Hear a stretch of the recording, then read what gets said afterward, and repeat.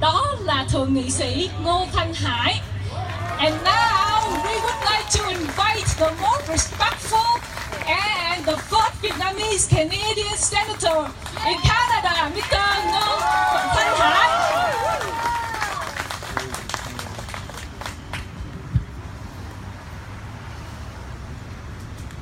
Thank you for your warm welcome.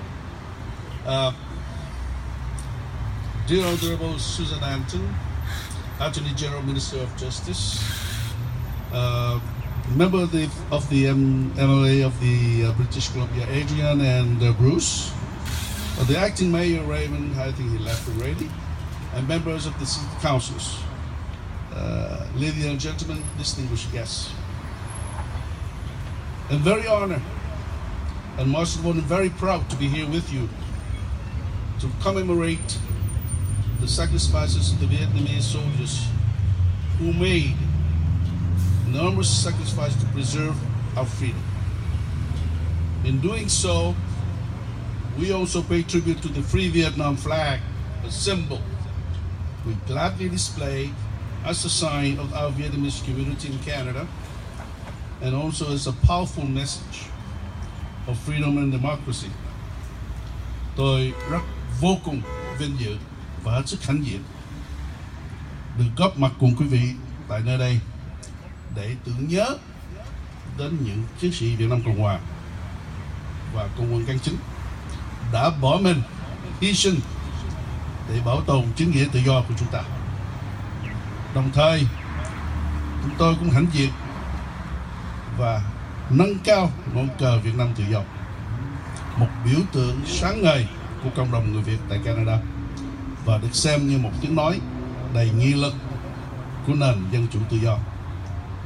I wish to give special thanks to the organizers of all volunteers for helping us marking an important chapter of our history in going beyond the call of duties to organize this very important yearly event.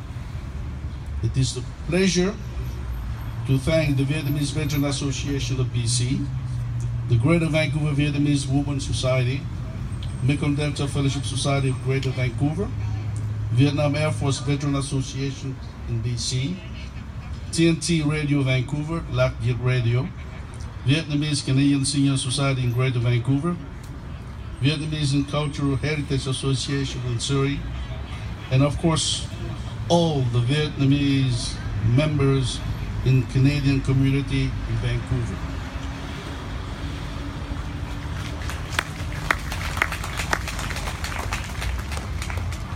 Je voudrais aussi remercier les membres de la communauté vietnamienne de Vancouver pour leur participation à ce voyage vers la liberté dans le cadre duquel nous honorons fièrement nos soldats et leurs familles et le peuple vietnamien pour les services inappréciables qu'ils ont rendus à notre cause. Tôi xin cảm động và cảm tạ cộng đồng người Việt của chúng ta tại Vancouver đã góp phần và tham dự cuộc hành trình tìm tự do này để chúng ta hãnh diện tôn vinh những cựu chiến binh và gia đình của họ đã dấn thân phục vụ cho chính nghĩa. Tôi đến hôm nay với một thông điệp rất đơn giản.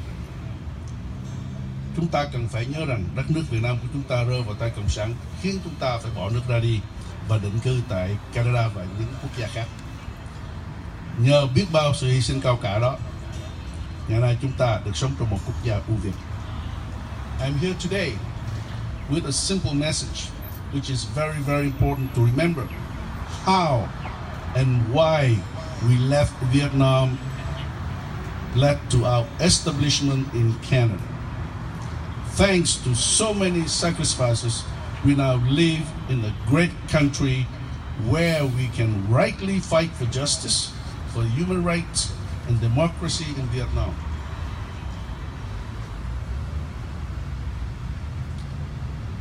The fall of Saigon is a day that represents a tragedy for democratic South Vietnam. For all of us, it's the day that we escaped North Vietnam communists invaded our country on April 30th, 1975, as well as for their atrocities. 30 tháng 4 năm 1975 là ngày quốc hận, ngày mà Sài Gòn của chúng ta là thảm trạng cho miền Nam Việt Nam, một nước tự do dân chủ, một ngày di tản bi thương của chúng ta trước làn sóng xâm lăng của Cộng quân. Chúng ta đã phải bỏ nước ra đi, bỏ lại sau lưng quê hương xứ sở, thân bằng quyến thuộc, nhà cửa ruộng non. Chúng ta phải buông rơi tất cả những gì quý giá trên đời để trốn tránh những trại cải tạo và sự bất công bao hành của một chế độ cộng sản tàn nhẫn và độc ác. Many of us had to flee, abandon our houses, and leave our friends, our families, and our country. We have to leave important parts of our lives behind to avoid the re-education camps, the systematic discrimination and abuses from a cruel communist regime. Chúng ta đã quyết chí ra đi, vượt biển trên những con tàu nhỏ bé, đầy ắp người, đương đầu với những hiểm họa phong ba, bão tố, bệnh tật, đói khát để tìm đến bền tự do. We decided to face the hardship of the open sea. We took the ocean in a tiny overcrowded ships. We navigated not only through deadly storms, but also through diseases and starvation, facing drowning and deadly pirate threat. Nous avons donc décidé d'affronter la rigueur de la haute mer. Nous avons traversé l'océan dans les petits bateaux surchargés. Nous avons dû surmonter non seulement des tempêtes mortelles, mais aussi la maladie et la famine, ainsi que la menace mortelle des pirates. Tất cả những thử thách gian nan đó đã nói lên lòng can đảm của chúng ta, bất chấp mọi nguy nan, nguy khốn để tìm tự do sau một cuộc chiến. Chúng ta sẽ tiếp tục trưởng thành và đóng góp cho đất nước này. Đồng thời chúng ta cũng phải luôn luôn nhớ rằng cuộc hành trình của chúng ta và tại sao chúng ta ở đây. Hôm nay chúng ta tưởng niệm đến hàng triệu người đã thiệt mạng, những chiến sĩ đã vì quốc quân thân. Chúng ta ghi nhận và hồi tưởng lại những sự hy sinh đã giúp chúng ta trở thành một cộng đồng vững mạnh và đoàn kết tại Canada. In the memory of the millions who perished, in the memory of the veterans today, we remember and reflect on the sacrifices that made us strong, united in the community, in Vancouver in particular, and in Canada.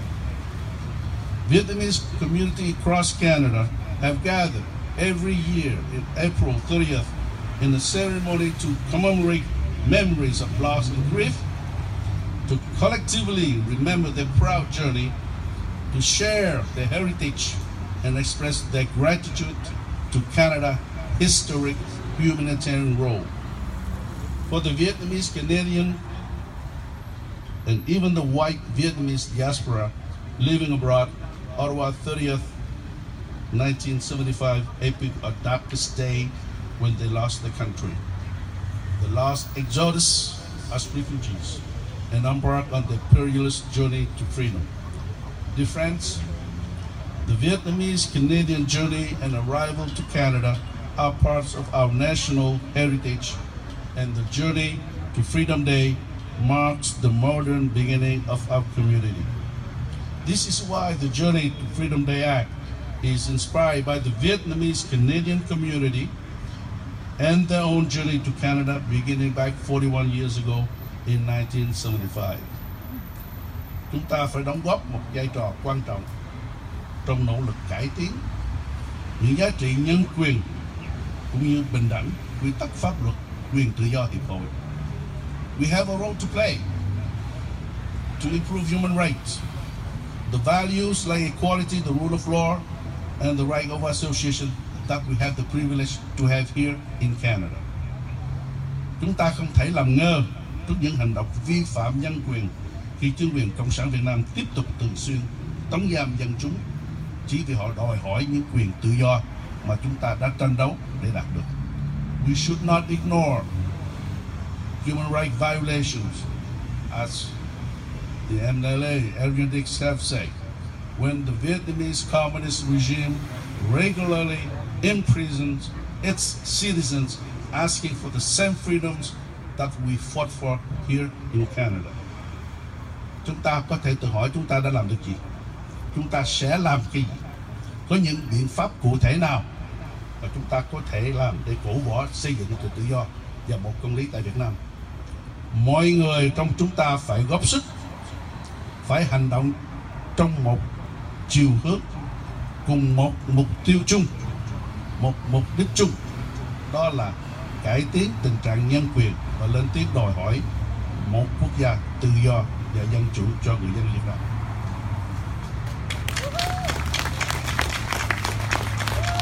Ask yourself what you can do. What measures can you take to accomplish effective, concrete results to promote and improve freedom and justice in Vietnam? Everyone must work in the same direction, the same objective towards improving human rights conditions and to advocate for a free and democratic country. Our defense of freedom captures the enduring ideas that we certainly accept certain obligation to one another and to our future generations. That our rights are wrapped up in the rights of others as well as the right of the Vietnamese inside Canada. Một lần nữa, tôi xin cảm ơn cộng đồng người Việt và các tổ chức đã mời chúng tôi đến đây để tham dự buổi lễ ngày hôm nay.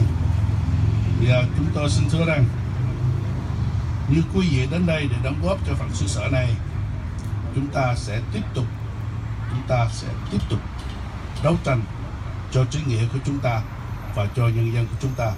Đó là có một nước Việt Nam tự do, dân chủ và nhân quyền. Xin cảm ơn. Once again, thank you very much for having me, and let me know that as we came here to contribute to this country, we will continue to fight for our just cause. And the Vietnamese people inside of Vietnam is to have a Vietnam free, democratic, and human right. Thank you.